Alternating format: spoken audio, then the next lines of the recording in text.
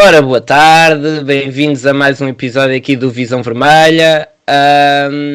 Hoje temos connosco um convidado que eu admiro e que já sigo há algum tempo e que tem uma história incrível de muitos anos. Passou muitos anos no Benfica, passou alguns anos no Sporting, esteve com o Jorge Jesus imensos anos no Flamengo, por exemplo, e tem aqui muita coisa para nos contar sobre o que é um mental coach, que é algo que cada vez mais temos falado, da preocupação da mente do jogador, também porque tivemos casos há pouco tempo de jogadores que precisavam mais desse apoio, e então temos cá a pessoa que é mais capaz de nos falar disso, o Evandro. Olá, Evandro, como está? Olha, eu estou ótimo, é um prazer muito grande estar com vocês, porque estando aqui com vocês, desperta aquele meu lado benfiquista, aquele lado de paixão, mais do que paixão, de amor por esse clube que começou muito cedo na minha vida. Já estou a ver aí, ainda agora estávamos a falar, vários cascóis do Benfica, a camisa é do Benfica, tem aí também uma bola da final da Liga Europa, não é assim? Tá aqui, ó. Opa, peraí, é pro outro lado. Olha lá está ela. Tá lá ela. Uma final que foi dolorosa. Não me diga não. Foi dolorosa porque é o tal negócio. Foi um gol aos 94 minutos, né, rapaz? Então, e Liga Europa traz aquela lembrança de duas finais consecutivas, uma coisa que é difícil a beça, e a gente conseguiu, pena não ter podido dar essa alegria à nação benfiquista. Mas aqui, olha, tem mais coisas que eu vou mostrar aqui do Benfica. E uma coisa que eu quero logo falar de imediato é que eu saí do Benfica, mas o Benfica não saiu de mim. Tá? Então, tá tudo aqui. É assim, e esperemos que seja assim sempre. Sempre a levar o Benfica pelo mundo. Com certeza. Essas duas fotografias estão aí em cima, parece-me de gente muito importante, não é? Então eu vou contar para vocês a minha história. Eu, quando eu fiz 8 anos de idade, o meu pai, eu fiz 12 de setembro, e no dia 19 de setembro, o meu pai me levou para assistir a primeira partida de futebol no Maracanã. Uma semana e pouco depois do meu aniversário, foi o presente que ele me deu. E ele me levou para assistir o Pelé no Maracanã. 19 de setembro de 1962. E eu, naquela noite, eu vi Pelé e Eusébio. Foi aquele jogo no Maracanã, primeiro jogo da final, né, da Taça Intercontinental, Mundial de Clubes, e foi uma coisa que eu nunca mais esqueci. A primeira vez a gente nunca esquece, né? E foi muito gratificante ver, de um lado, né, o Mário Coluna, o Eusébio, Antônio Simões, do outro lado Pelé, Coutinho, Pepe, Gilmar, e eu tive o privilégio, depois de muitos anos, de conhecer essas duas feras. O Eusébio é uma das fotos que tem ali em cima, e o Pelé, com quem eu trabalhei durante 1 ano e pouco no projeto Campus Pelé.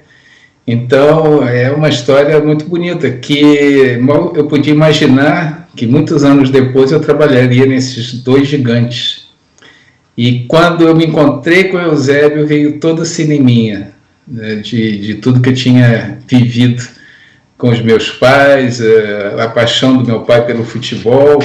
O meu pai conheceu a minha mãe num baile, num clube de futebol, né, e se casaram, tiveram 3 filhos, e foi por aí que foi o meu primeiro contato com o Benfica. Foi no meu primeiro jogo que eu assisti de futebol no Maracanã, um estádio místico, e que ficou.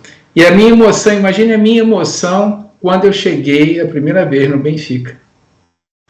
Foi que começou com um telefonema que eu recebi. Aliás, é assim que os meus trabalhos aparecem, é um telefonema do representante aqui no Brasil, o Francisco de Oliveira, na época do Benfica, e me disse: olha, o presidente do Benfica, o Luiz Felipe Vieira, ele já ouviu falar muito no seu trabalho, vários jogadores brasileiros. Ele está vindo no Brasil na semana que vem.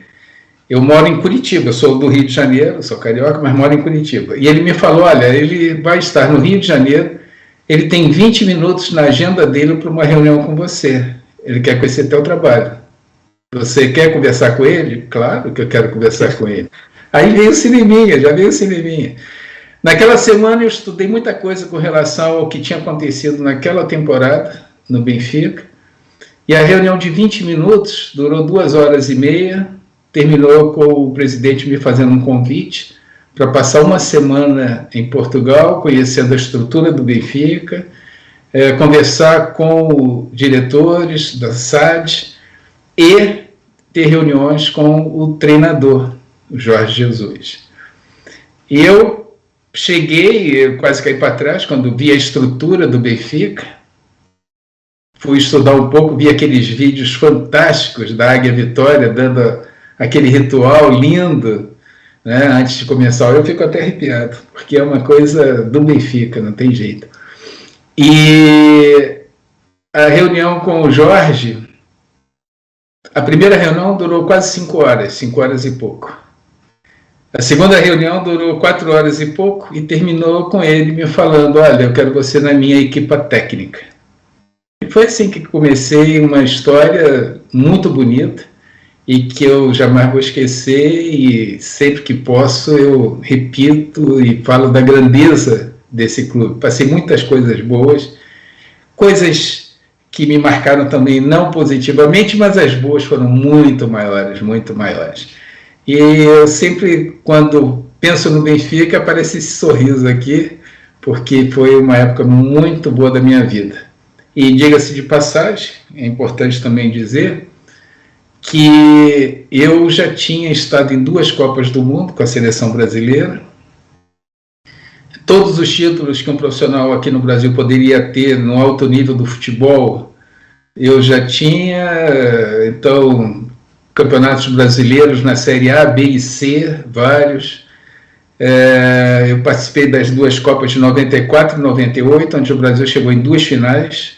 Nós fomos campeões em 94 e vice-campeão na França. No ano seguinte, eu estava trabalhando com 2 clubes, um da Série A e outro da Série B, o Botafogo e o Atlético Paranaense. Um foi campeão da Série A, outro campeão da Série B.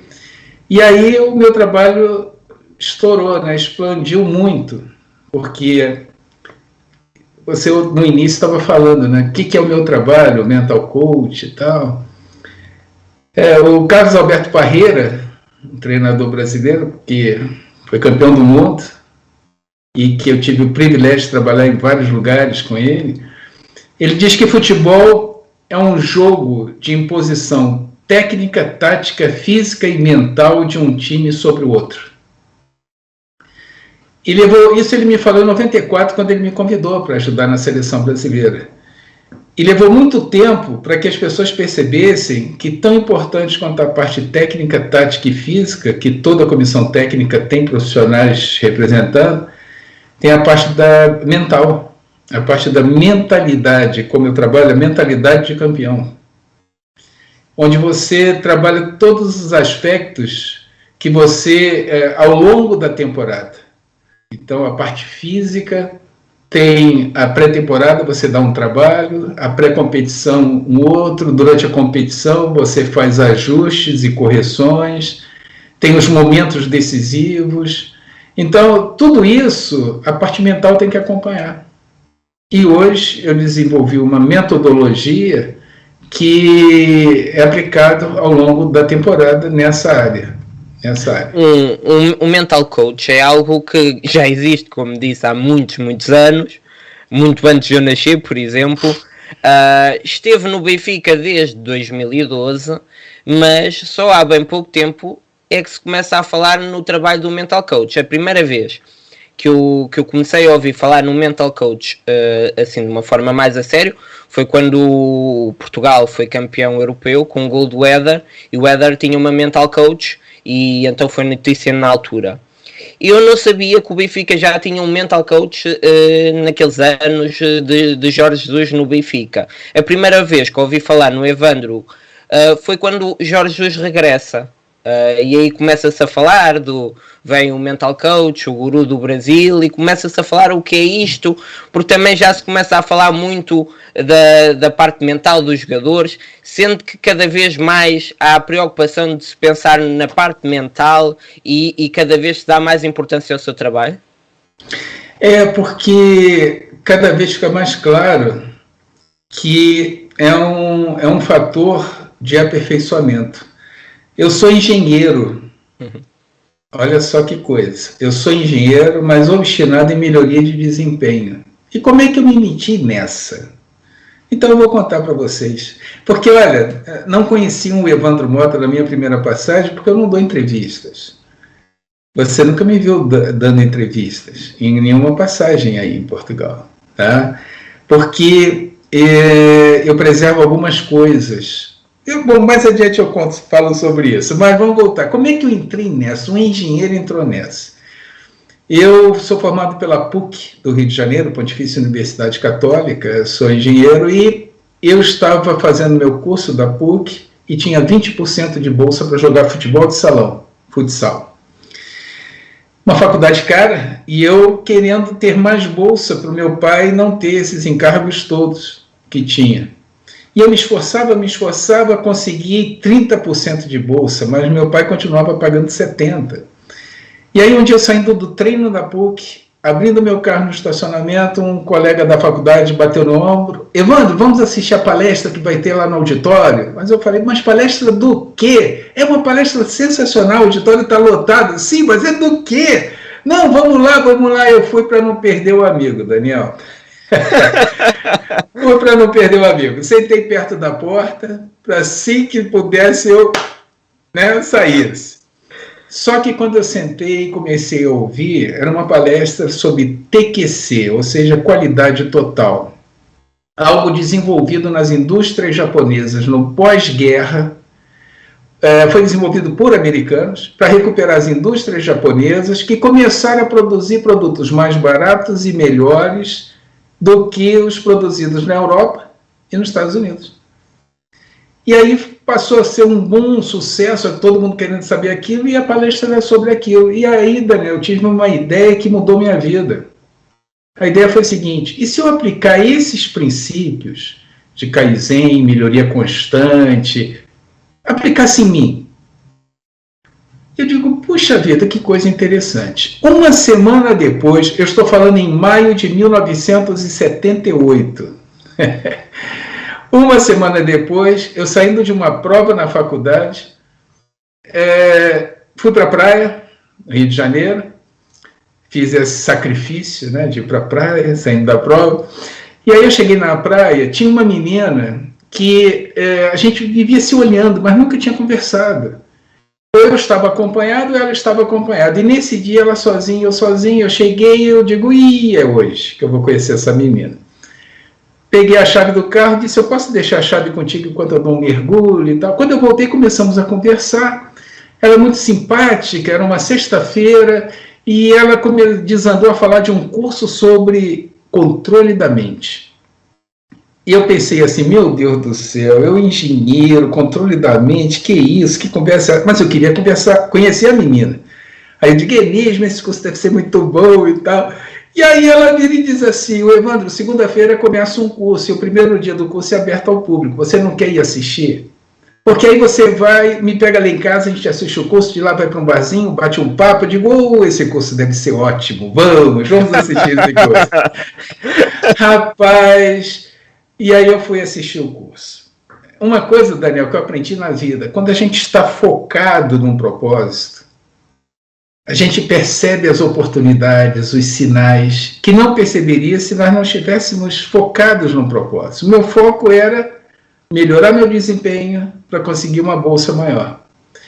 Quando eu cheguei naquela palestra, eu disse: meu Deus do céu, se eu combinar isso que eu estou ouvindo aqui com o que eu ouvi lá na outra palestra, vai melhorar mais ainda. Bom, resumindo, depois de 3 meses aplicando um método que eu desenvolvi a partir dessas 2 palestras, eu já estava com 100% de bolsa. Esse curso, 3 anos depois, eu fui preparado para dar esse curso. E durante 20 e tantos anos da minha vida, eu dei treinamentos para mais de 120 mil pessoas aqui no Brasil a respeito. Hoje o curso chama-se DOM, Desenvolvimento e Orientação Mental. Foi durante um curso DOM que eu conheci o Carlos Alberto Parreira, que foi fazer o curso comigo, e onde surgiu o convite para ir para a seleção brasileira. Então a minha vida começou assim. É claro que ao longo dos anos eu fui aperfeiçoando com outras informações, outros conhecimentos. E o boca a boca é que foi me levando para outros esportes. Eu, como engenheiro, eu gosto disso, porque isso é sinal de resultado. Um amigo meu que era triatleta, eu contei para ele como é que eu estava desenvolvendo um método em mim para a parte mental, para melhorar desempenho. Ele começou a usar, começou a bater recordes, outros triatletas começaram a me procurar. E aí eu fui para a natação do Flamengo, tiro ao alvo, tênis, vôlei. Eu tive num time que foi bicampeão brasileiro aqui. A seleção brasileira me convidou de basquete feminino, trabalhei com as feras, trabalhei com o feminino do vôlei brasileiro. No vôlei de praia, essa é fantástica. Eu comecei a trabalhar com dupla de vôlei de praia feminino. E na Copa, eu trabalhei na Copa de 94 com o Parreira. Em 96, nas Olimpíadas de Atlanta, eu estava com o Zagallo com a seleção brasileira. E aqui no Brasil eu estava trabalhando com 2 duplas de vôlei de praia, que se classificaram para as Olimpíadas e fizeram a final do vôlei de praia. Então, uma final olímpica, onde as 2 duplas que eu estava trabalhando estava disputando a medalha de ouro. Então, a seleção... Não, sabe? Então, a coisa começou a ficar muito clara a importância de um trabalho desse, independente do esporte. Independente do esporte. Então, na Olimpíada de Atlanta, foi uma medalha de ouro, uma medalha de prata e uma medalha de bronze com a seleção brasileira. E aí eu não parei mais. Então, foi assim que a coisa foi desenvolvida. No início me chamavam de motivador. Era um motivador. Porque o mental coach tem que também ter essa parte. Eu estou a pensar, eu também sou engenheiro, mas nunca poderia ser mental coach, nunca podia ter esse processo, até porque se eu fosse mental coach no Benfica eu estressava mais do que acalmava, que eu numa final de uma Liga Europa a acalmá-los não era comigo, que eu de certeza que estava tão nervoso como eles. Mas é preciso ter uma certa personalidade. Como é que descobriu que sua personalidade dava para ser um mental coach? Daniel, eu comecei a usar em mim não só as coisas do TQC, da qualidade total, mas as coisas que eu ensinava. E uma das coisas que eu ensino no Dom é a parte de meditação. Não é ficar zen, não. Porque existem vários tipos de meditação. E eu escolhi a meditação dinâmica, é aquela que você medita com um propósito. Isso na área esportiva já vem sendo usado há muito tempo. É um diferencial de muitos atletas. Eu posso dar um exemplo, que a foto dele está aqui atrás, do Pelé. Sem saber que era meditação, eu já tinha ouvido falar, mas quando eu fui trabalhar com ele, aí nós conversamos melhor e confirmou tudo. Ele dizia o seguinte: Evandro, quando eu ia para os jogos, no ônibus e tal, no autocarro, né? E é autocarro, eu ficava nervoso, dava dor de barriga, frio na barriga e suave e tal. Mas quando eu chegava no balneário, eu me isolava da equipe. Antigamente, cada um levava a sua chuteira numa bolsa, né, numa sacolinha.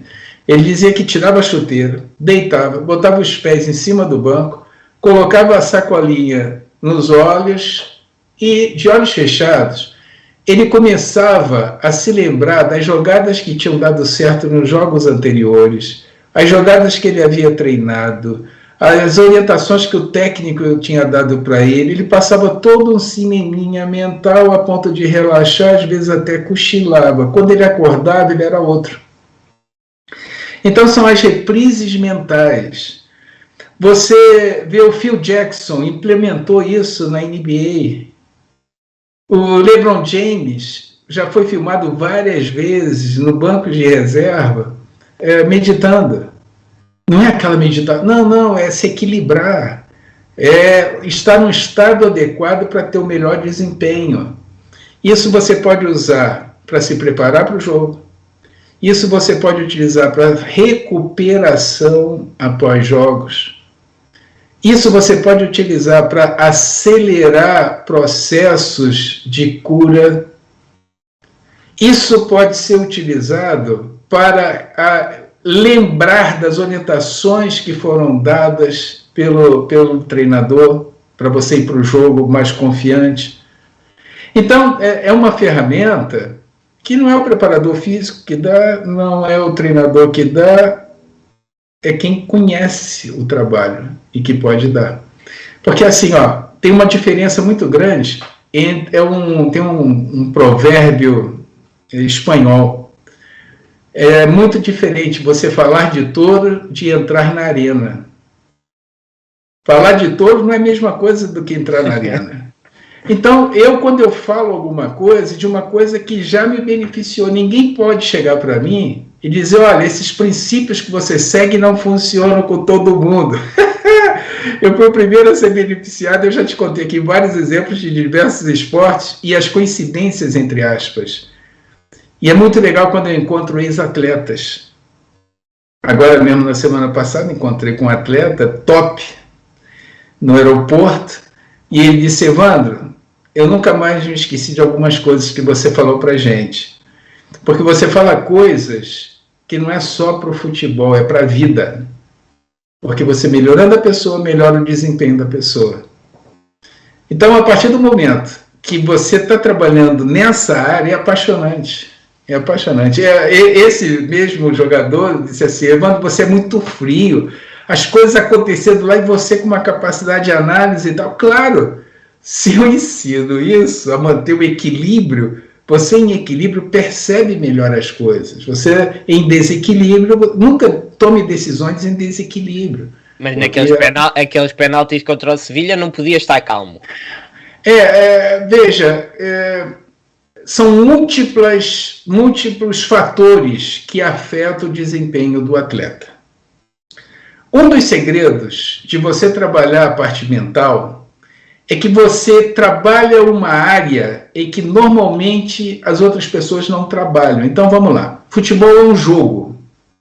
E como todo jogo, tem a parte treinada e tem a parte aleatória. Quando você não trabalha o mental, tudo isso está na parte aleatória. Pode ou não funcionar. Quando você trabalha isso, essa parte aleatória diminui e a parte treinada aumenta. Eu vou te dar um exemplo ocorrido numa Copa do Mundo. Anteontem eu conversei com ele, o Dunga. Tá? Eu sou fã, eu trabalhei com ele como jogador e depois como treinador na seleção brasileira. Ele me chamou para ajudar nessa parte. O Dunga, vocês talvez não saibam dessa história. O Dunga, ele esteve na Copa de 90. E o treinador falou uma frase que foi um peso para o Dunga.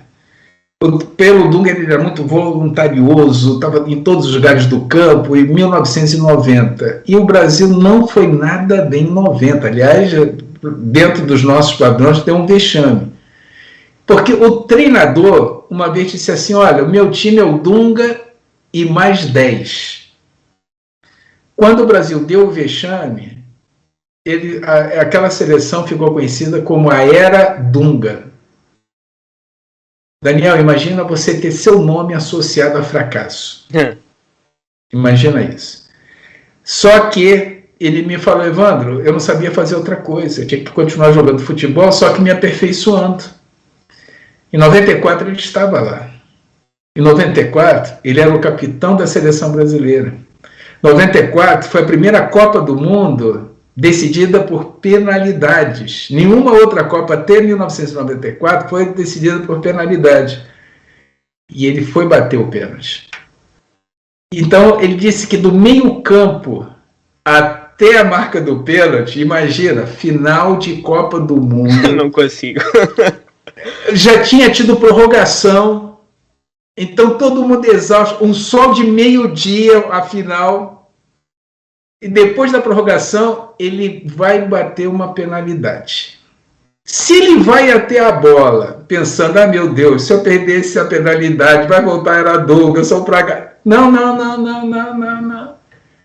A cabeça dele foi a seguinte: eu não sou mais o mesmo, eu treinei muito, eu estou habilitado, hoje eu sou o capitão da seleção. Quando ele chegou e botou a bola, ele estava gigante, em termos de confiança. Até estou arrepiado só de pensar o que é que eu faria nessa situação. E aí ele botou a bola no gol. Agora, quando ele fez o gol, aí, sabe quando dá vontade de sumir a energia e tal? Mas na hora que precisou, ele não estava no aleatório. Vai acertar, a chance é maior. Não quer dizer que vai acertar sempre. Eu vou te dar um exemplo, que vai ilustrar muito bem esse negócio. Então vai ganhar sempre e tal. Eu vou dar nomes, porque para quem quiser constatar isso, pode constatar. Eu não gosto de dar entrevista, mas eu estou me abrindo aqui com vocês de uma maneira... Olha só. Eu estava, em 2005, trabalhando com um treinador que vocês conhecem aí em Portugal, Abel Braga. Uma pessoa fantástica. O Abel, trabalhei com ele no Fluminense em 2005, em 2004 no Flamengo, em 2006 fui com ele para o Internacional, onde nós fomos campeões da Libertadores pela primeira vez, campeão do mundo de clubes com Abel. Bom, mas em 2005, eu estava com ele no Fluminense, trabalhando com ele. Um amigo nosso, eu tinha trabalhado com esse meu amigo quando ele era jogador e ele era técnico de um time do interior de São Paulo. E o Fluminense na Série A. E aí, na Copa do Brasil, esse time do interior de São Paulo, chamado Paulista, de Jundiaí, treinador Wagner Mancini, estou dando os nomes porque aí é fácil constatar, né? Não era coisa de... Ele me ligou: Evandro, será que o Abel permitiria que você nas horas vagas aí viesse me ajudar aqui e tal? Porque nós estamos em chaves diferentes, é uma coisa que, poxa, e para nós vai ser muito importante. Eu fui teu jogador, eu fui falar com o Abel. Aí o Abel, com o jeitão dele, parceiro, tu não vai prejudicar a gente aqui não, né? Você não vai deixar de vir aqui. Não, Abel, tranquilo, na minha hora vaga, tudo bem? Tudo bem. Começou a Copa do Brasil, muitos clubes e tal, imagina. Porque aqui no Brasil, só para pensar em Série A, o Campeonato Brasileiro, isso aí muita gente não sabe, o Campeonato Brasileiro são 20 clubes. Esse ano, dos 20 clubes, 11 já foram campeões brasileiros. É complicado, é complicado. Bom, mas esse clube é lá do interior e tal, e a Copa do Brasil começou, o Fluminense ganhando e lá o Paulista ganhando também. Só que o Paulista começou a eliminou o Botafogo, eliminou o Internacional, eliminou o Cruzeiro, e o Abel: Evandro, o que está acontecendo nesse time aí? Então, não, vamos lá. Bom, resumindo, Rafael, a final daquela Copa do Brasil foi entre Paulista e Fluminense. Entre Paulista e Fluminense. Eu sabia que no final do jogo eu não ia comemorar nada, eu ia para o vestiário do time perdedor. Então, veja, os dois tiveram uma preparação diferente, porque os conhecimentos podem ser o mesmo. Agora, você tem que contextualizar. Né? Mas um ganhou. Ganhou. Então, não quer dizer que, tendo esse trabalho... Por exemplo, antigamente, os treinadores de goleiro, de guarda-redes, né? Não existia. Era o próprio treinador que ia lá de vez em quando dava chutes para ele e tal e coisa. Quando passou a ter treinador de guarda-redes, o nível subiu. Não significa que vai ganhar o jogo. A mesma coisa, um mental coach, porque eu no início, eu trabalhava só com jogadores. Mas ao longo da estrada e através de uma metodologia que eu fui desenvolvendo, eu passei a trabalhar com jogadores e o treinador, fazendo uma mentoria. Porque uma coisa... Daniel, o treinador falar com os jogadores determinadas coisas. Outra coisa é o Evandro Mota falar com os jogadores. São coisas diferentes. Então eu percebi que através do treinador o resultado era melhor, porque o treinador, principalmente o Jorge Jesus, ele filtrava e falava da maneira dele para os jogadores. A coisa começou a funcionar muito melhor.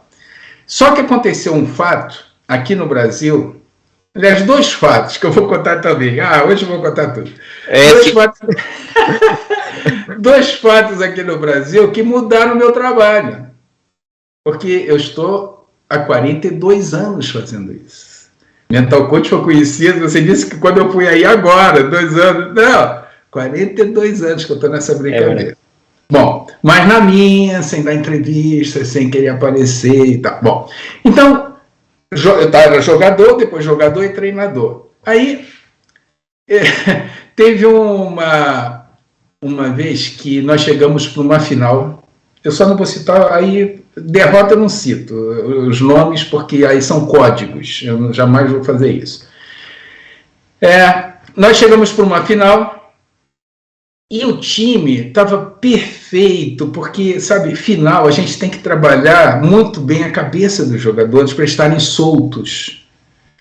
E uma das coisas que nós trabalhamos, em comum acordo, o treinador nas observações dele, eu no dia a dia com os jogadores, pense no jogo, não no que está em jogo. Olha a ideia, pense no jogo, não no que está em jogo. Então vamos nos preparar para o jogo, vamos e tal. O time estava, olha, Daniel, a gente estava super animado e tal, fomos para o estádio com aquela sensação de vitória, winning feeling, estava fantástico, tudo ajustado. 15 minutos antes do aquecimento, o presidente do clube veio no balneário. É um clássico. Eu posso dar uma palavrinha com os jogadores antes do aquecimento? Eu digo, meu Deus do céu. Bom, vamos lá. Claro, o presidente vai dizer não para o presidente? Não.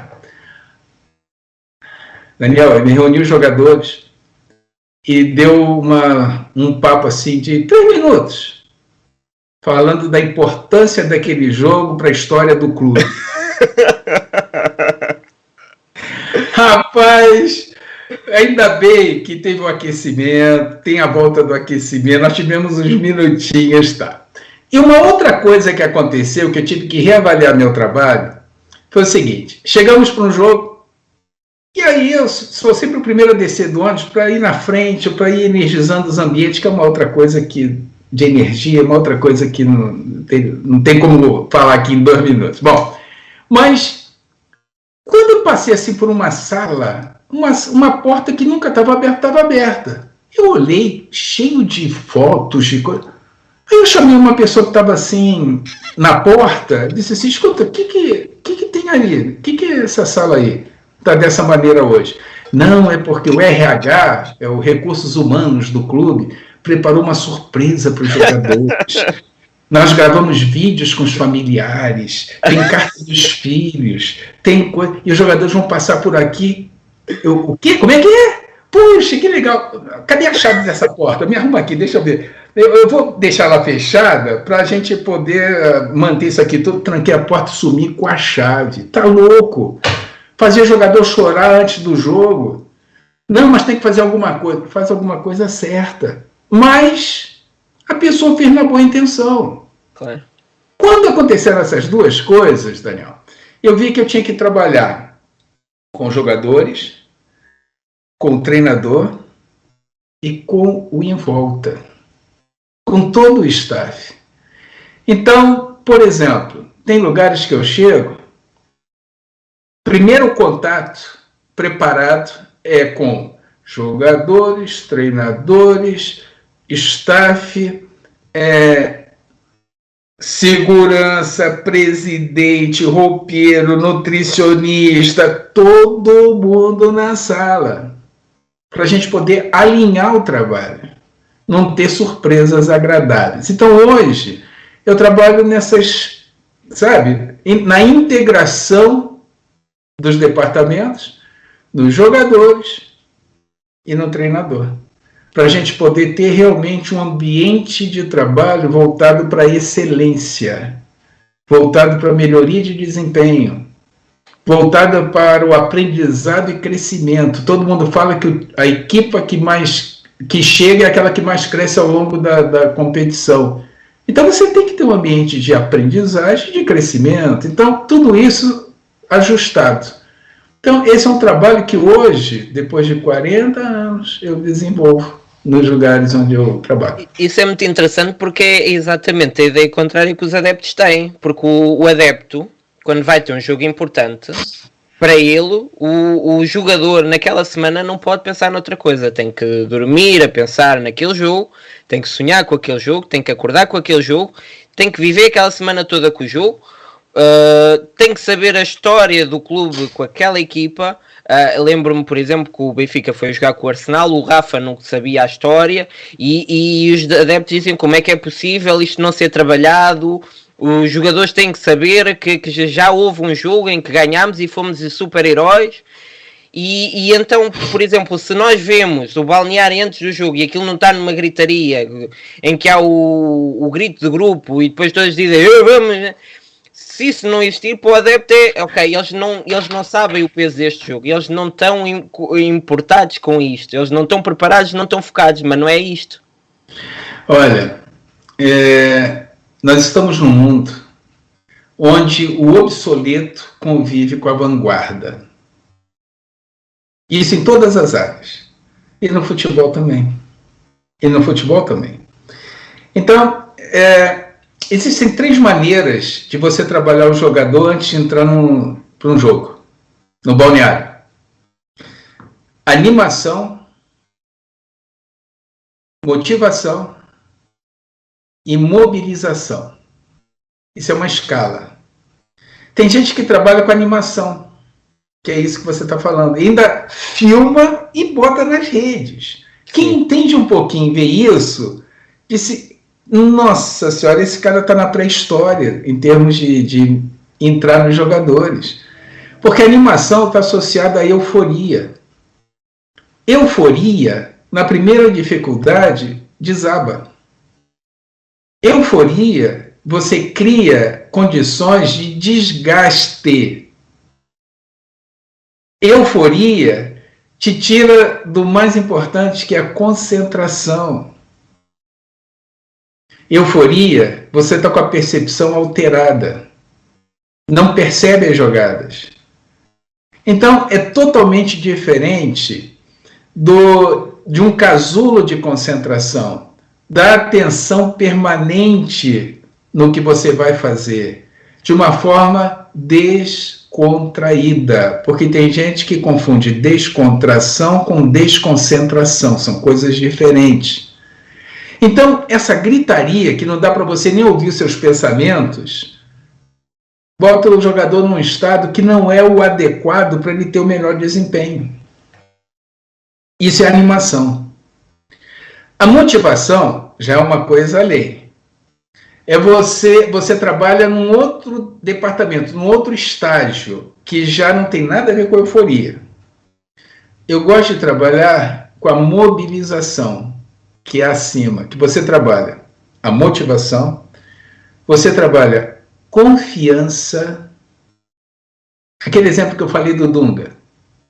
Ele desenvolveu na hora a estratégia, mas porque o tempo todo estava sendo trabalhado em focar no propósito, em desenvolver a capacidade de se equilibrar.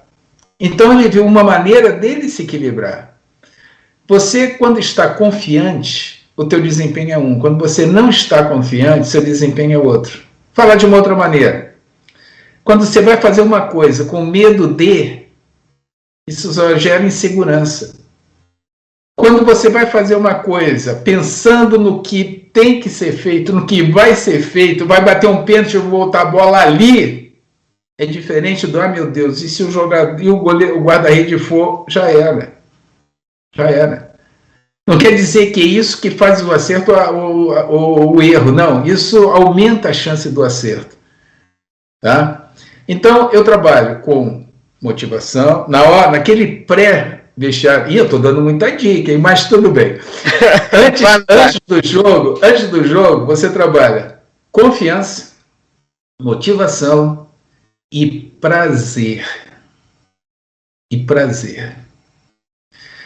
Eu nunca encontrei nesses mais de 42 anos, foram mais de 40 e tantos clubes aqui no Brasil e fora, eu nunca encontrei um jogador que pensasse assim, que droga, tem que jogar futebol, eu não gosto disso, eu estou aqui obrigado porque eu tinha que ganhar dinheiro. Nunca. E como é que você não tira proveito disso?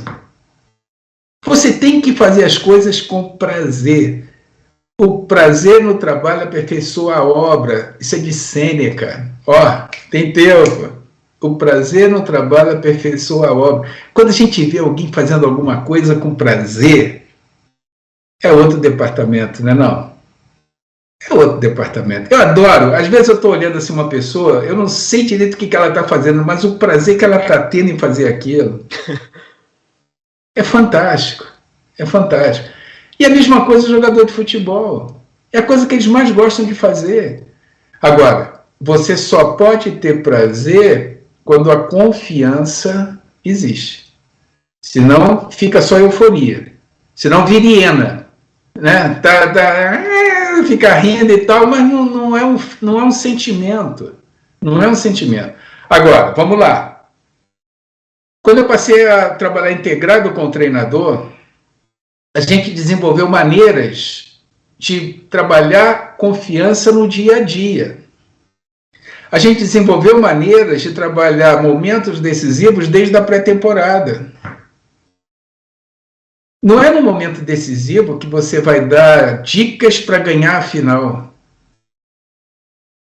Sabe, são várias coisinhas que é diferente a percepção de falar de touros ou de entrar na arena. Então, quem está na arena percebe essas coisas. Eu temo que... ontem tínhamos falado numa hora e ontem depois disse-lhe que estava tão interessado, se calhar ia durar 1h30, mas já percebo porque é que a reunião com o Jorge Jesus foi tão grande, porque eu estou só com perguntas e temo que não tenha tempo para responder a todas. Espero bem que tenha agora algum tempo, porque eu tenho aqui muita coisa para lhe perguntar. Mas deixa só, já que você falou no Jorge Jesus... Deixou a bola quicando na linha do gol. Agora eu tenho que chutar. Sabe uma coisa que me atraiu no Jorge Jesus? Na primeira reunião, é que ele não estava fazendo perguntas para saber se eu sabia o que eu estava falando. Ele estava fazendo perguntas para esclarecer coisas para ele. Isso me atraiu. Porque isso me deu a pista de uma coisa que ele tem. Muitos não sabem, eu vou falar agora. A humildade do aprendiz. Porque eu não gosto de trabalhar... Os adeptos não diriam isso. É exatamente algo que se diz.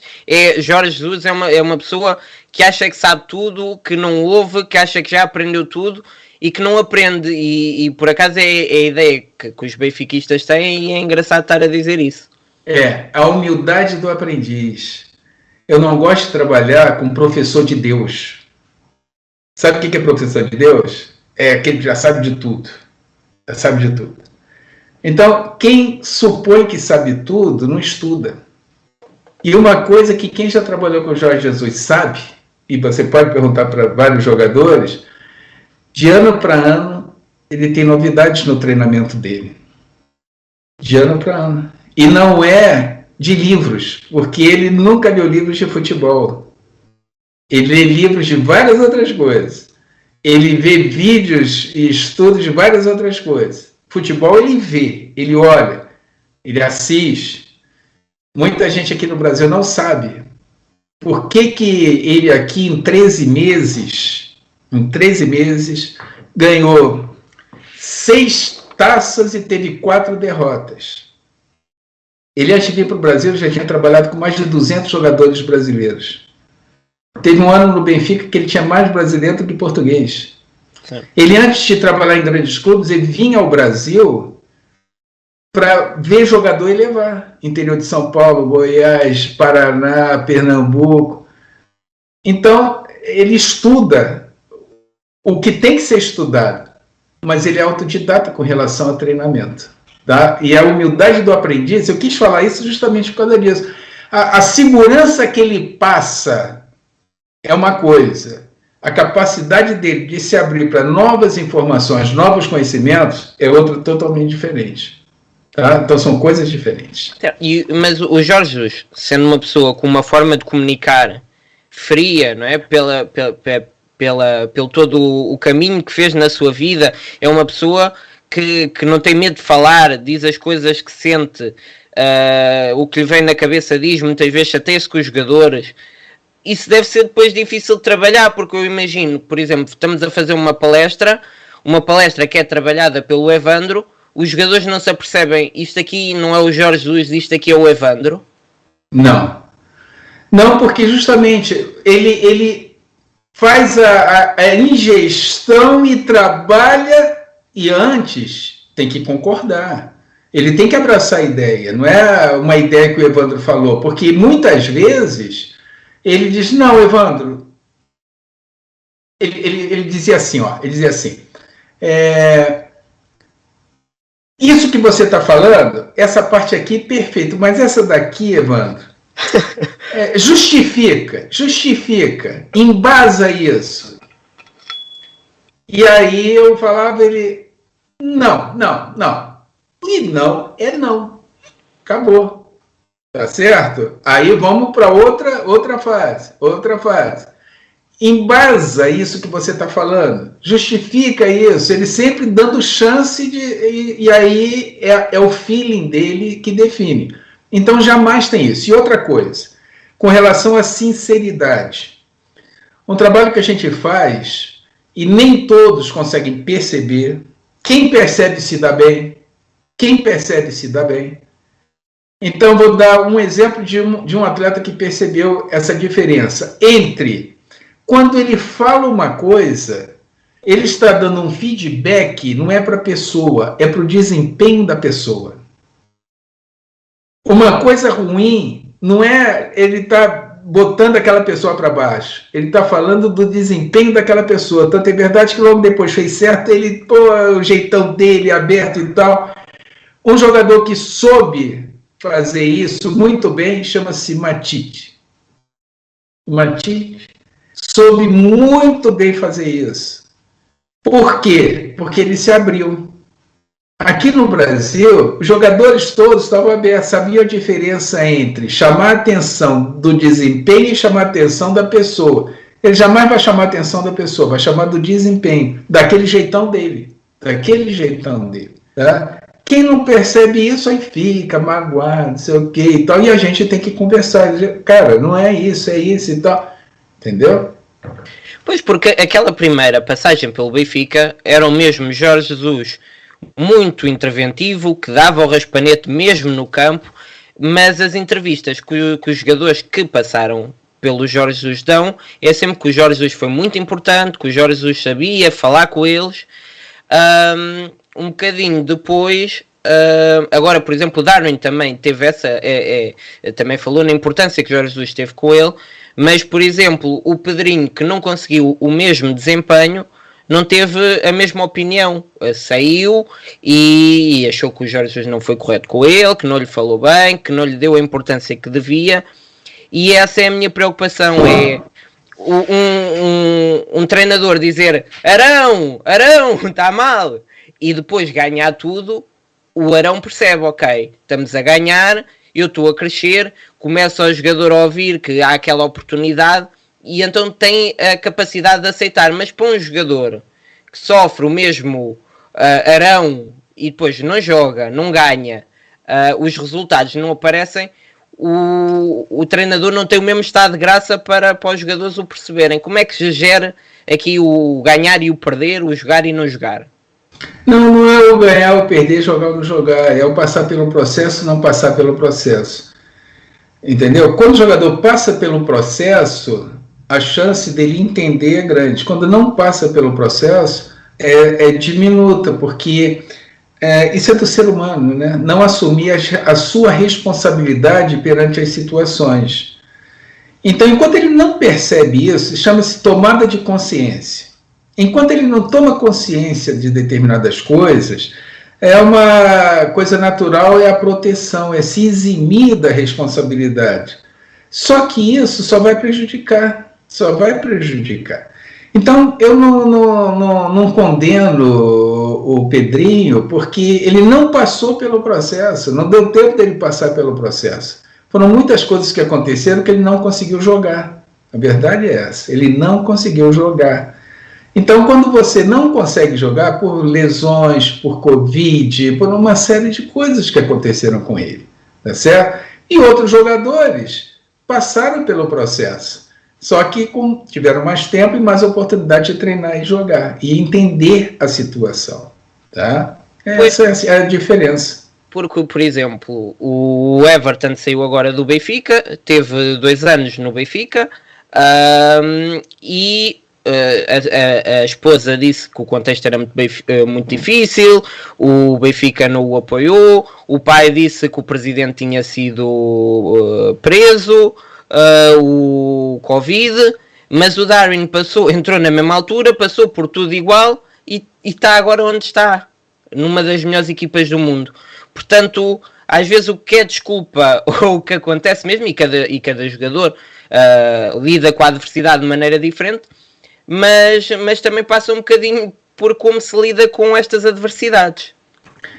Agora, você lembra que, com relação ao Everton, que várias críticas foram feitas ao Jorge como se ele estivesse protegendo o Everton? Várias críticas. E aí é engraçado que aí vem uma pessoa que diz que era um contexto, que não deu chance, não sei o que e tal.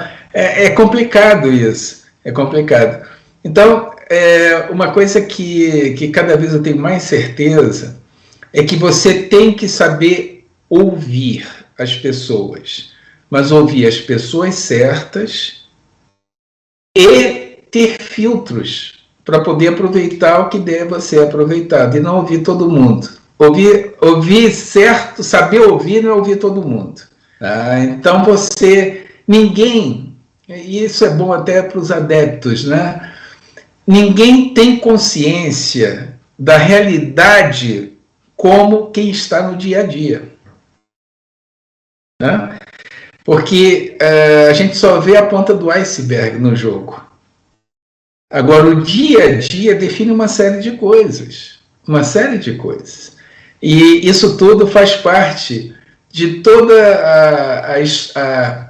as redes de influências que existem na preparação de uma equipe, onde o treinador ele tem que ser o gestor, tem que ser o líder, e isso tudo passa pelo treinador. Porque assim, hoje em dia, principalmente aqui no Brasil, a gente vê vários treinadores que conquistaram várias coisas, têm conhecimento de futebol, mas não conseguem mais trabalhar.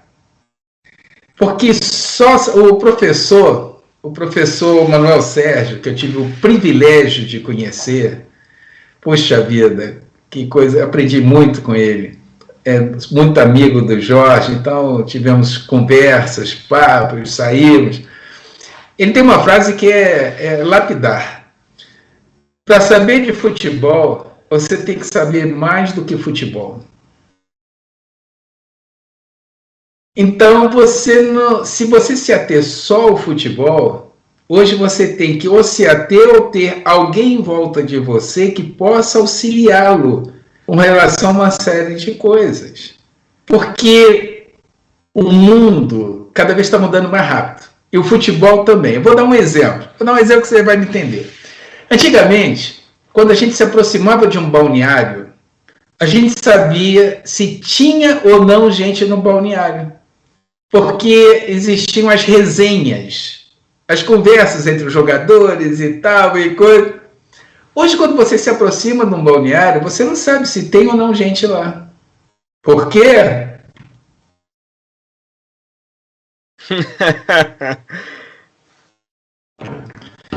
Então, é um mundo diferente.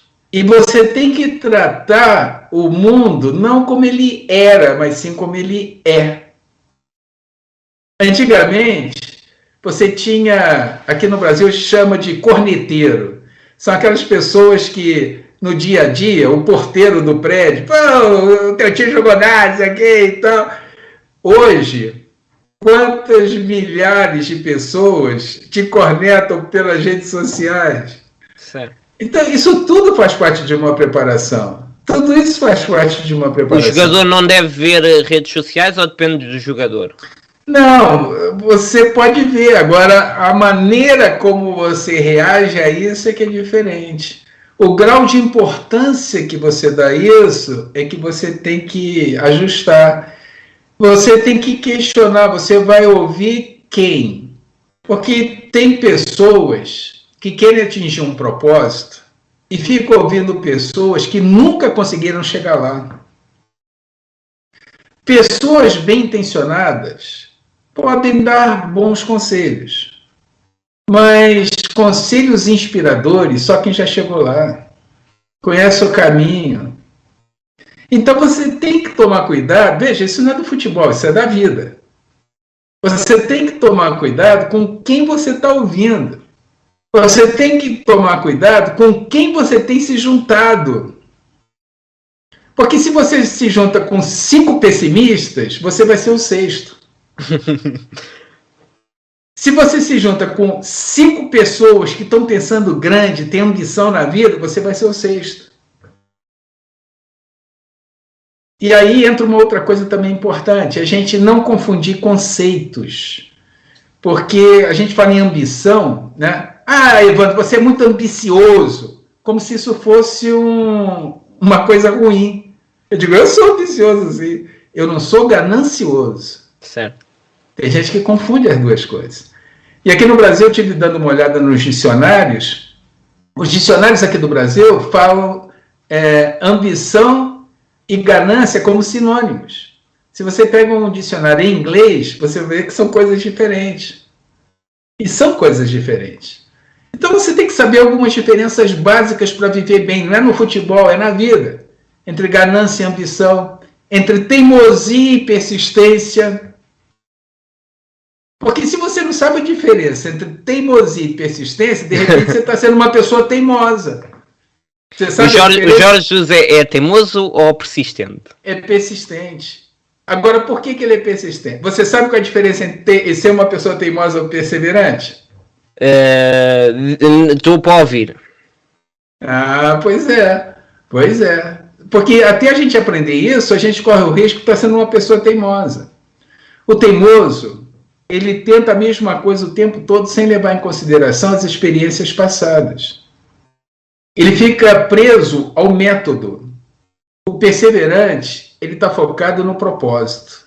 Se ele não conseguiu de uma maneira, ele tenta de uma outra maneira, mas o propósito continua lá. Como é que a gente sabe que uma pessoa está sendo teimosa? Quando ela passa pelo mesmo problema várias vezes na vida. Ela ainda não aprendeu as lições. Então está sendo teimosa. Então, essas coisas são importantes, não é para conversar com o jogador, é para a vida. É para a vida. Aí as pessoas começam a entender, puxa vida, se eu deixar de ser teimoso...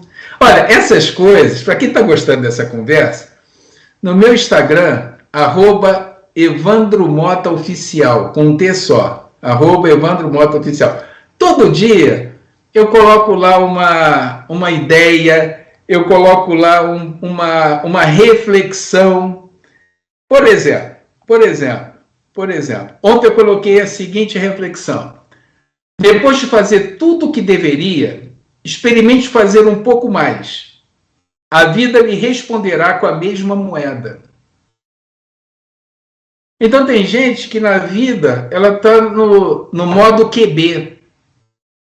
Modo QB. Sabe o que é o modo QB? Eu aprendi aí em Portugal. Quanto basta. É o quanto basta. E aí quer coisas incríveis da vida. Você está no modo QB, meu amigo. Você está no modo QB. Então, eu gosto... Eu não falo sobre futebol. Eu falo com pessoas que jogam futebol. Por isso que na semana passada eu encontrei com um top que disse, Evandro, você fala coisas que não é para o futebol, é para a vida. Porque melhorando o profissional, você melhora o desempenho desse profissional. Esse é o caminho que eu sigo aí há 40 e poucos anos. Evandro, mas, por exemplo, pelo que eu tenho percebido, o Evandro fala com os jogadores globalmente, ou seja, se calhar a parte mais individual é feita pelo psicólogo.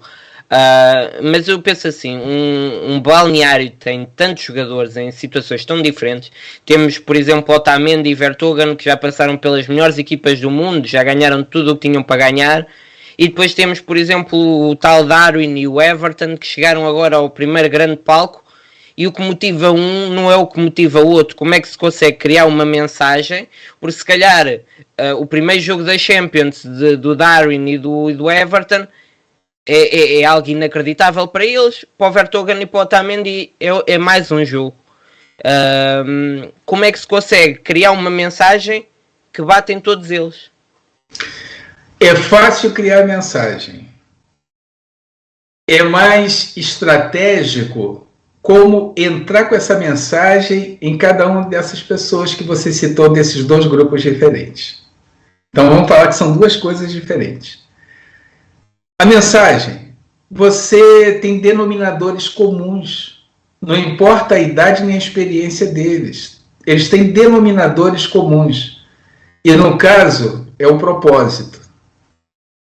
Como entrar em cada um deles? Aí é o seguinte.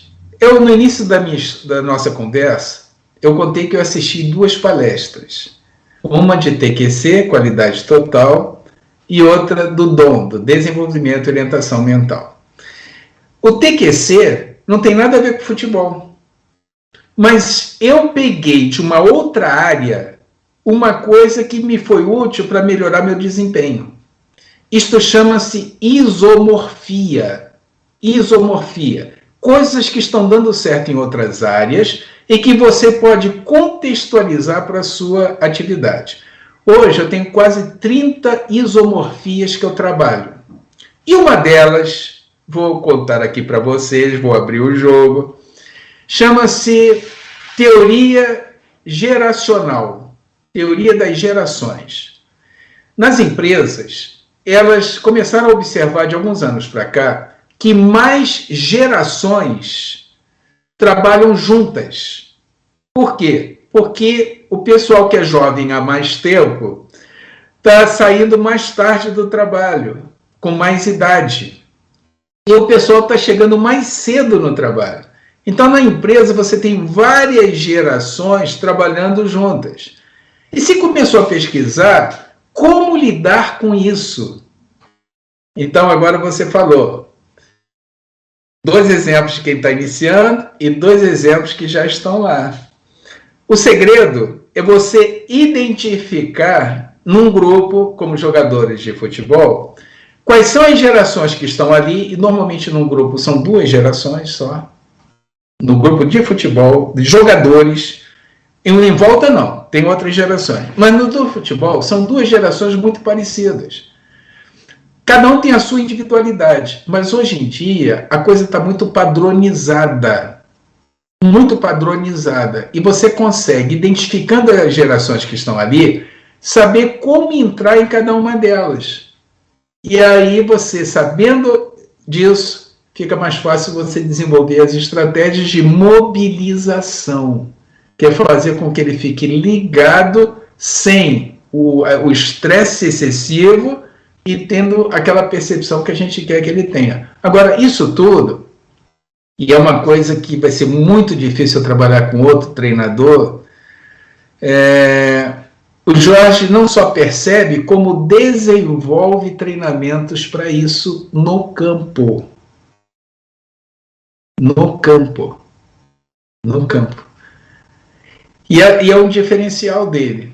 É um diferencial dele. Enquanto tem pessoas que isso é novidade, estão pensando em como desenvolver isso numa coisa, ele já está fazendo no campo.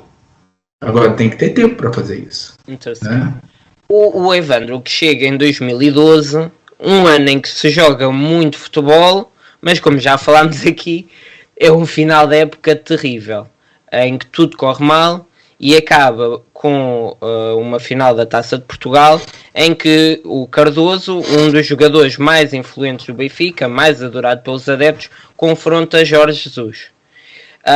Aquilo é transmitido pela televisão e adensa aquele clima de é desastroso para o Benfica o que está a acontecer esta época, foi péssima, o treinador tem que sair.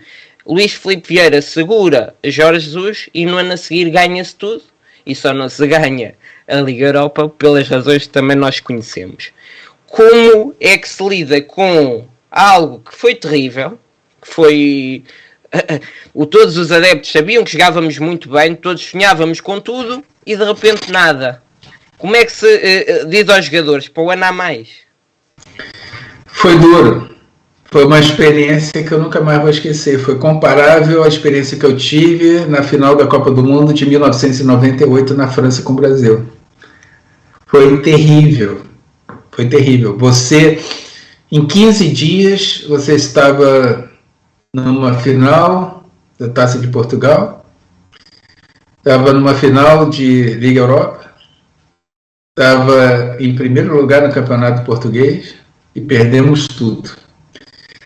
Aquilo que você viu lá com o Cardoso foi a ponta do iceberg. Lembra que eu falei que o adepto vê só a ponta do iceberg? Então, tudo isso afetou a todos nós. Todos nós.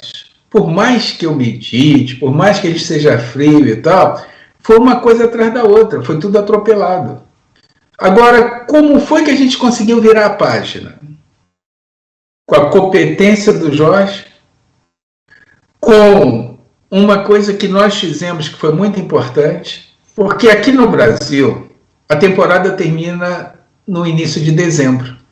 Então você fica o mês de dezembro até janeiro naquele clima que onde quer que você vá, ano novo, vida nova, vamos mudar tudo na vida, vamos melhorar tudo. Aí não. Aí nós terminamos em maio.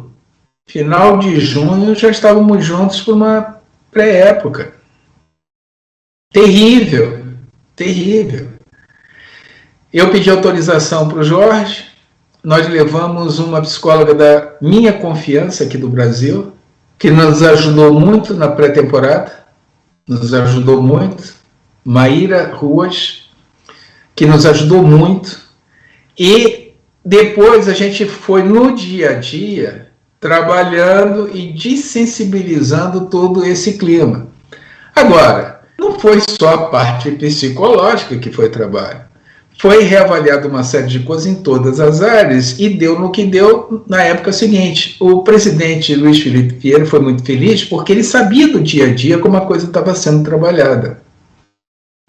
E ele era a pessoa indicada para poder tomar aquelas decisões que ele tomou e que nos levou, como você falou, a uma outra final de Liga Europa e perdeu nas penalidades, né, mas é muito difícil, 2 vezes consecutivas, um time está em finais europeias e nós chegamos lá, e no Campeonato Português, aquela coisa linda que aconteceu no campeonato, Taça de Portugal, Taça da Liga, etc, etc, etc, etc.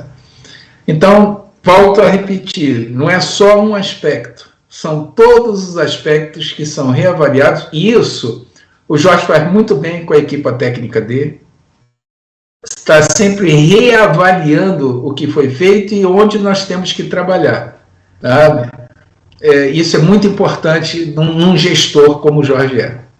E o próprio Jorge Jesus, que é um treinador muitas vezes inflexível no mau comportamento dos jogadores, disse que na altura o comportamento do Cardoso foi algo daquele momento, daquele jogo, e no jogo perdeu a cabeça, que se fosse num treino não teria desculpado da mesma forma. Isto é algo que tem que ser pesado, ou seja, a pressão que está ali, porque foi o acabar de todo um sonho. Portanto, tem que haver essa capacidade de perceber que o jogador não é aquilo, o momento é que foi aquilo. E todos perceberam isso, tanto que os dois se ajeitaram, se acertaram depois, porque estava muito claro que era uma coisa que cada um reagiria de uma maneira àquela situação impactante, que foi uma situação impactante. Não foi porque perdeu a Taça de Portugal. A Taça de Portugal foi a que perdeu, mas e antes? As coisas que tinham acontecido. Entendeu? Então, a gente tem que contextualizar a situação para poder aprender, tirar proveito e virar a página. Não adianta esquecer Adianta aprender com aquela situação. E todos nós saímos melhores daquilo. Tanto é verdade que deu no que deu no ano seguinte. Porque se não tivesse sido feito um trabalho de aprender lições, de entender para poder aprender, nós não teríamos condições de fazer o que fizemos no ano seguinte e no outro ano também do bicampeonato. E quando tudo corre bem, quando tudo está muito bem, ganhamos tudo, somos bicampeões, há um momento em que Jorge Jesus diz: vou para o outro lado da segunda circular, onde me aplaudiam vão-me assobiar, onde me assobiavam vão-me aplaudir. Isto deve ser muito difícil, porque de repente para os benfiquistas foi uma traição. Os benfiquistas não conseguem perdoar aquilo, há processos em tribunal, o presidente zanga-se com o treinador, depois faz as pazes, mas naquele momento Jorge Jesus é o foco de tudo e tem um grupo novo para trabalhar que tinham sido adversários no ano passado e tem que se fechar com o grupo, tem que ganhar a confiança do grupo. Isso é fácil quando há uma mudança do 8 para 80? Olha, é engraçado, né? Eu estive vendo aqui que Portugal, as melhores colocações de Portugal foram com 2 treinadores brasileiros em Copa do Mundo, né? O Otto Glória, quando foi terceiro colocado em 1966, e com o Felipe Scolari em 2004, quarto colocado. E o Otto Glória, ele trabalhou no Benfica, no Sport, no Porto, entre outros. Mas era uma outra época. Mas trabalhou em todos, por ser profissional. E nós estamos falando de um profissional que estava no Benfica e atravessou a rua, foi para o seu maior rival. Esse é profissional. A paixão do torcedor é outra história. Existiam as razões? Sim. Quais? Não falo nem sobre tortura. Porque existe uma coisa no futebol que, graças a Deus, eu tenho as portas abertas em todos os lugares, chamado códigos. Existem códigos que não podem ser quebrados. Códigos entre os profissionais, códigos entre comissão técnica e jogadores, entre direção e jogadores. Quando são quebrados, por exemplo, recentemente aqui no Brasil teve um treinador que depois do terceiro jogo dele, ele deu uma entrevista após o jogo, dizendo: os jogadores não entenderam o que eu falei. Eu digo: esse não vai durar 3 meses. E quebrou um código. Como é que você chega de público e fala isso? Então, quebrar códigos não vai ser com o Evandro. Então, tem coisas internas, tem coisas da parte de baixo do iceberg que não deve vir a público. Pelo bem de todos. Eu prefiro assim, você viu que eu teve uma hora que eu falei sobre filmagens do balneário, que filmava aquela gritaria, que ninguém nem consegue se ouvir e tal. Tem coisas que para mim são sagradas. O balneário é sagrado. No jogo, nos problemas, vitória, beleza. Agora, nessa outra área, não vai ser através do Evandro Mota que vocês vão ter coisa. Mas é importante que a gente que passe pela situação, aquilo que eu falei do lance do Cardoso, a gente entendeu, superou e aprendeu. Porque tem que entender, superar e aprender. E a maior prova foi o que aconteceu no ano seguinte.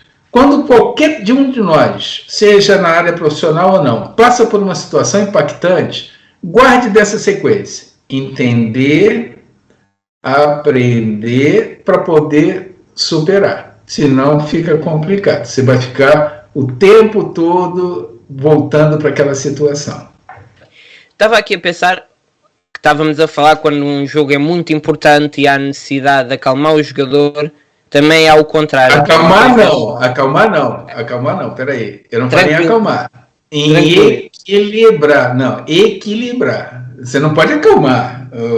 Eu vou te contar uma coisa, que por isso que eu pulei aqui, porque na década de 80, quando eu comecei a trabalhar num clube, aí eu não vou dizer o nome, porque aí é entre os códigos, o preparador físico se entusiasmou com o trabalho que eu estava fazendo com os jogadores, em termos de relaxamento antes dos treinos, porque ele estava vendo os treinos que estavam sendo feitos e tal. E aí, no jogo, pelo amor, eu não acompanhava nessa época no balneário, como hoje eu faço. No jogo, ele veio do aquecimento, botou o time para relaxar, para meditar. O primeiro tempo foi 3-0 para o adversário. Então, a partir dali, eu parei de fazer a coisa de uma forma coletiva. Eu faço individualizado de acordo com o interesse do atleta, em termos de meditação. Tá? Então, não é para acalmar, o meu trabalho é para equilibrar. Por isso que eu pulei aqui, entendeu? Mas vamos lá. Quando é um jogo, digamos, por exemplo, uma Taça de Portugal, que muitas vezes vai jogar contra equipas da terceira divisão, num campo substancialmente mais pequeno, a equipa é claramente mais fraca que, por exemplo, o Benfica.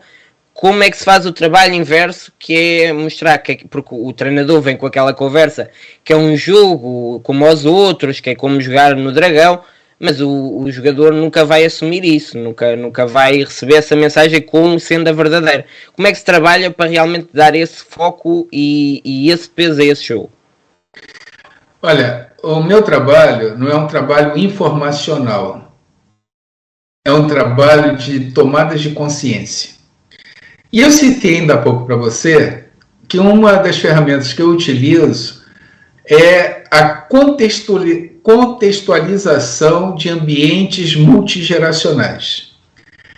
E uma coisa que eu aprendi estudando isso, uma coisa que eu aprendi a entrar nessas duas gerações que fazem parte uma equipe esportiva, é a seguinte: eles têm várias características. Veja, mas cada um é cada um, sim, mas tem algo que é muito marcante neles, e eu vou nele, e tem dado certo, e funciona. Ninguém pode chegar para mim, não, isso não funciona. Tá bom, legal, vou continuar usando porque eu sei que funciona. Uma das coisas que a gente entra nessas duas gerações é o seguinte: eles fecham os ouvidos para conselhos e abre os olhos para exemplos. Então não adianta ficar falando, olha, é um jogo muito importante, você tem que mostrar o que já aconteceu quando o time bobeou. Se é isso que eles querem. E o que já aconteceu quando o time entrou rachando, botando para quebrar. Então não é com mimimi. Eu não gosto de mimimi, de ficar falando e tal. Olha, Daniel, quando eu participo de qualquer palestra, a conversinha que fica comigo aqui o tempo todo é o seguinte: o que esse blá blá blá vai me alterar para melhor? O que vai fazer com que eu saia daqui melhor do que eu entrei? E eu procuro fazer isso, ser bem objetivo. E sei que essa maneira de mostrar exemplos, ou deles, ou de outros que passaram por situações semelhantes, para que eles não queiram passar por aquilo e queiram passar por aquilo que nós estamos falando. Tá? Essa é a estratégia. Agora, cada grupo tem uma maneira diferente de ser trabalhado, mas não é com mimimi, não é falando, não é informacional. Tá? Se vamos jogar contra uma equipa mais fraca e, por exemplo, é o adjunto a dar o treino ou a palestra, o jogador já percebe que realmente o treinador está a dizer que é um jogo importante, não corresponde à verdade, não é? Sabe quando nesses quase 7 anos e tanto que eu trabalho com o Jorge, que eu vi um adjunto dar um treino no dia seguinte de um jogo importante? Sabe quantas vezes? Eu te digo. Sabe quantas? Não. 0. Porque o líder tem que ser líder pelo exemplo. O líder tem que ser líder pelo exemplo. Não adianta o líder chegar e dizer, vocês são todos importantes. Aí no dia seguinte de um jogo importante, ele não dá o treino, o adjunta que dá o treino. O cara que está no campo, essas duas gerações que estão ali, isso é mortal para eles. É mortal para eles. É importante, mas nem vem aqui, né? Fica ali só batendo papo, que está dando treino é o fulano e tal. Isso zero. A mesma coisa com relação a rotinas de preparação para um jogo. O jogador percebe. A rotina para um jogo importante é um, para o outro é outro. Pô, como é que vem dizer que o jogo é importante? Tem que ser a mesma. A mesma. Sabe? A mesma atenção para quando você está falando do adversário, quando você está falando das possíveis falhas do adversário, de como é que nós podemos matar o jogo e tal. Senão o jogador percebe. Aí é o problema. Lembra, para saber de futebol, tem que saber mais do que futebol. São estratégias de liderança, que se forem... Aí entram os códigos. Quebrou o código? Um abraço. É o começo do fim. E depois, quando chegou ao Benfica, o Benfica não ganhava nada, não ganhou nada, e chega Jorge Jesus, que em 2009 o Benfica também não ganhava nada, chegou e tudo mudou, o Benfica jogou muito futebol, foi campeão, e os adeptos veem Jorge Jesus, esqueceram-se do passado, quando estava no Flamengo a maior parte já apoiava Jorge Jesus pelo trabalho que estava a fazer. Jorge Jesus chega ao Benfica e parecia que era o Messias que chegou. Jorge Jesus vem com uma mensagem muito forte, como apareceu em 2009. Em 2009 disse que iam jogar o dobro e desta vez disse que vai jogar o triplo e diz que vai arrasar. Isso não criou nos adeptos aquela euforia pouco sustentada que falou, que isso também, acredito que isso apareça nos jogadores, mas também nos adeptos, porque o Benfica perde para a Liga dos Campeões, depois é ali aquele benefício da dúvida, e depois por estarmos em euforia e não ganharmos nada, aquilo não foi consistente e veio por aí abaixo. Será que os adeptos realmente criaram demasiadas expectativas e entraram nesse estado de euforia? Olha, soma-se a isso o não perdão de ter mudado de lado da rua. Sentiu isso? Não, você tem alguma dúvida? Não é que eu tenha sentido, você tem alguma dúvida disso? Entendeu? Então é um somatório de coisas. Mas isso isso aumenta à medida que os resultados não vão aparecendo. Porque acredito que se começássemos logo a ganhar e fosse consistente, fôssemos campeões, ninguém diria isso. Acredito é que com os resultados a pessoa foca no que quer. No futebol, Daniel, não tem o si. Não tem o si. Se ganha, no futebol, eu brinco com os meus amigos dizendo o seguinte: se meu pai fosse mulher, eu tinha duas mães. Não adianta se, tá? Eu concordo, se tivesse, mas não foi a realidade, não foi o que aconteceu. Por que não aconteceu, Evandro? Nem sob tortura eu vou falar, aí entra os códigos, porque assim, a gente chegou num grande clube, num clube que é um dos maiores da Europa, e que hoje tem um presidente que foi top como jogador e tem tudo para botar o Benfica lá no alto. Isso eu falo assim com a maior tranquilidade. Falei isso com o Rui, porque eu quando eu estava ainda aí no Benfica, com aquela confusão toda que estava dando de mudança de presidente e tal... Porque, veja, foram muitas coisas ao mesmo tempo, Daniel. Muitas coisas ao mesmo tempo. E continuava a pandemia, e continuava jogadores sendo afastados por causa do Covid, e o Jorge com Covid. E o que os adeptos não sabem é que depois da Covid, os jogadores, e você lembra a quantidade que foi, teve um jogo que a gente não tinha nem jogador para jogar, a quantidade de jogadores... Não era quando voltava para jogar, o tempo que ele levava para recuperar da parte física, porque afetava uma série de sistemas do jogador. E olha quanta coisa aconteceu, quantas situações impactantes que aconteceram, que refletiram diretamente no rendimento, diretamente nos resultados. Muitas coisas aconteceram simultaneamente, então foi complicado. Agravado com tudo isso que você acabou de falar aí. E mais o que eu citei também do não perdão e tal. Aí vai juntando tudo, meu amigo. É muita coisa. É muita coisa. Os adeptos, o Jorge Jesus numa primeira fase não dá.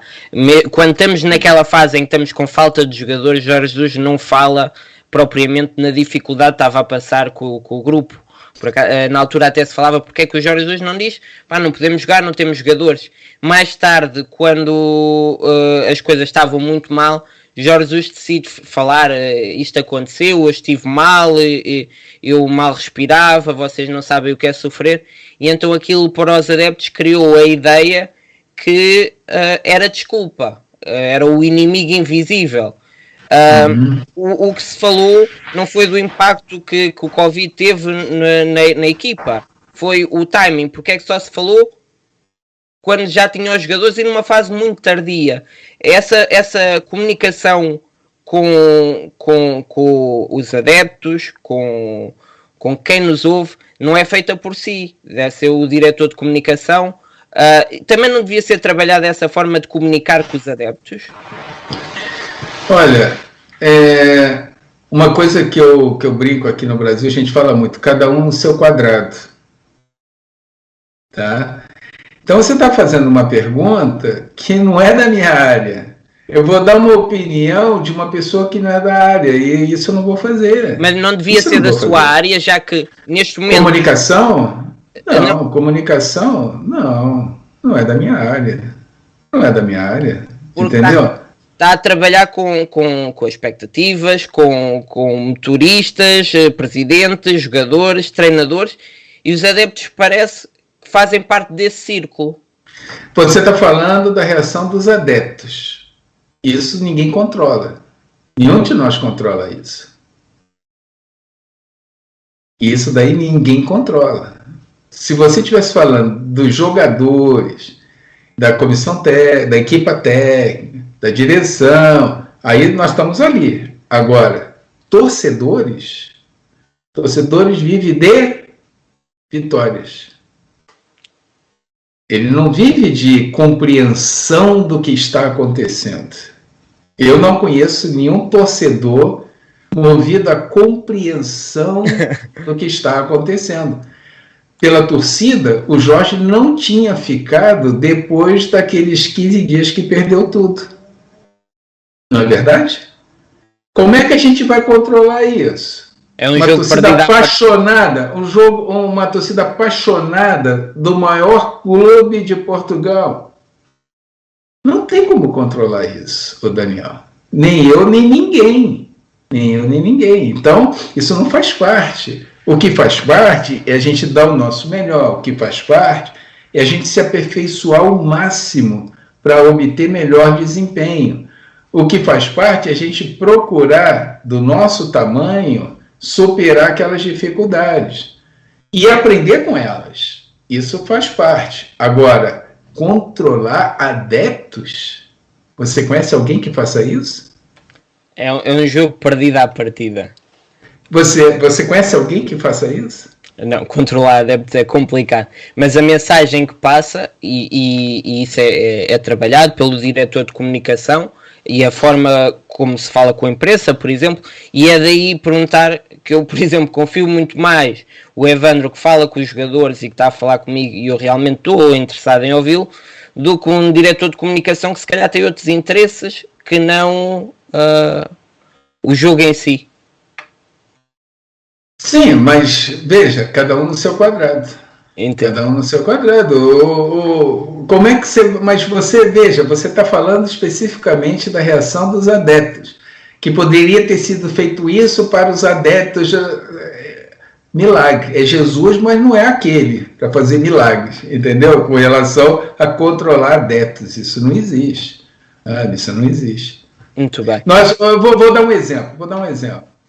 Eu estava naquele jogo contra o Barcelona, Um bom jogo. Que nós eliminamos o Barcelona no Estádio da Luz, nós ganhamos aquele jogo, e tinha um adepto na vitória e tal, atrás de mim, xingando o Jorge Jesus. Tanto que algumas pessoas olhavam para trás assim, pô, mas peraí, que isso e tal, e ele xingava e tal, e coisa. Como é que você vai controlar adeptos, Daniel? Não tem como, é paixão, não é razão. Então não tem como controlar. É uma pergunta que eu quero conhecer alguém que consiga fazer isso. Agora, porque eles reagem. E às vezes a coisa é de mágoa, a coisa é de bronca antiga, como a gente fala aqui no Brasil e tal, e vem tudo à tona. E quando junta tudo, dá no que, né, nesse tipo de coisa. Acaba por ser outra vez o Benfica, tem duas passagens, duas muito diferentes, uma com títulos como está aí atrás desses cascóis, e não está aí nenhum cascol desta nova passagem. É uma passagem agria e uma passagem doce, são duas passagens diferentes? São duas passagens diferentes porque são realidades diferentes. A gente acabou de conversar de quantas coisas aconteceram nessa segunda passagem que são alheias ao futebol. E que nós tivemos que conviver com isso, junto com as dificuldades que são inerentes ao futebol.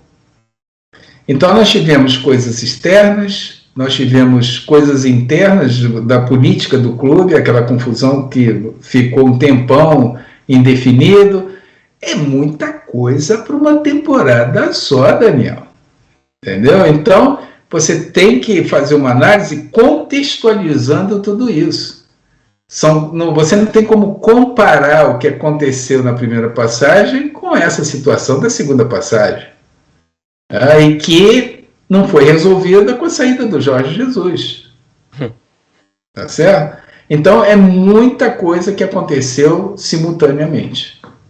O Evandro acaba por sair também, vai porque Jorge Jesus vai ou porque não fazia sentido ficar no Benfica? Não, eu sou da comissão técnica do Jorge Jesus. Eu sou da equipa técnica do Jorge Jesus. Saiu todo mundo, né? A equipa técnica. Muito Mário bem. Monteiro, Thiago, João de Deus, exatamente. Rodrigo, Gil, o Márcio, todo mundo. Nós somos da equipa técnica do Jorge Jesus. Quando o Jorge Jesus saiu do Flamengo, todos nós saímos. Eu moro aqui no Brasil, podia ter continuado. Não, todos nós saímos. São os códigos, né? São os códigos. Isso foi algo que na imprensa foi notícia.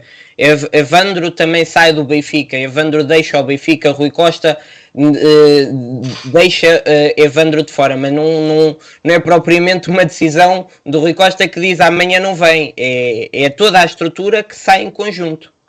O Rui Costa, ele é do futebol, ele se formou no futebol, ele cresceu no futebol, foi bem sucedido no futebol, ele entende os códigos. Então, a partir do momento que sai o Jorge Jesus, sai a comissão técnica toda. Né? E é uma pessoa que admiro muito, muito, e torço pelo Rui. Torço, porque é uma pessoa do bem. Sabe? É uma pessoa do bem. E que os benfiquistas deem o valor a todos. Ao Luiz Felipe Vieira, por ter colocado o Benfica no patamar que colocou, ao Rui Costa, pelo que ele foi como jogador e que hoje está procurando ser como presidente. É um benfiquista como poucos eu conheci aí em Portugal, e sei o quanto ele sofre quando a coisa não está bem, o quanto ele se esforça para a coisa ir bem. É super profissional em todos os sentidos, O Benfica é uma casa que o que o Benfica fez com os jogadores durante a pandemia, nenhum clube no mundo fez. Eu soube depois, quando eu cheguei lá. Nenhum clube no mundo fez. Não é em Portugal, é no mundo fez. Então, é uma casa que trata muito bem, por isso o amor que as pessoas têm quando saem do Benfica. E eu não sou exceção. Como eu falei para você, eu saí do Benfica, mas o Benfica não saiu de mim. Muito obrigado, Evandro, por esta conversa. Foi aqui 1h30 em que aprendi muito, em que falámos de temas que eu desconhecia. Por exemplo, vou deixar de ter a ideia que Jorge Jesus é teimoso e então é persistente. Vou perceber melhor porque é que às vezes o balneário não está aos gritos e isso não é mau. E então foi... Eu não sou jornalista, não estou a ter esta conversa consigo porque vou ter uma matéria. Não, é porque sou um adepto do Benfica. Passou por muitas histórias, não só no Benfica como pelo futebol, e então estava curioso e estou muito mais esclarecido, e agradeço ao Evandro por ter estado aqui connosco, pela simpatia e pela disponibilidade, e por se ter aberto connosco, como disse. Foi de facto um privilégio estar aqui consigo. Olha, eu acho que foi por você não ser jornalista e ser um benfiquista, é que eu me senti tão em casa para falar coisas que eu nunca tinha falado. Que eu nunca tinha falado. E vai ser uma alegria muito grande contar com os benfiquistas me seguindo, porque é uma forma de eu estar aí com vocês. Tá? Então, @EvandroMota Oficial, vai lá, porque vai ser legal eu manter esse contato, tá certo? De tão longe. Iremos deixar então o link para o seu Instagram na descrição deste canal, e também deve aparecer agora aí por cima. Portanto, siga o Evandro. O Evandro dá conselhos, fala da vida. Eu sigo e recomendo que façam também. Evandro, mais uma vez, muito obrigado. Obrigado e gratidão por me fazer passar por todas essas lembranças que me deixam muito feliz. Obrigado. Obrigado.